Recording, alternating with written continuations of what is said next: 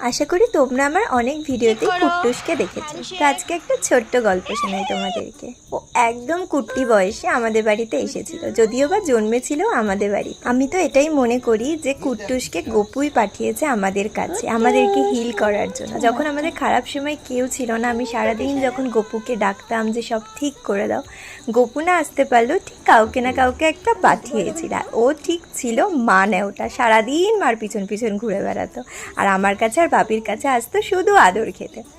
তো আজকে যাই হোক ও আমাদের পাশে নেই, আমাদের সাথে আর নেই, but I miss him a lot, we miss him a lot. But thank you so much Gopu, okay আমাদের লাইফে পাঠানোর জন্য।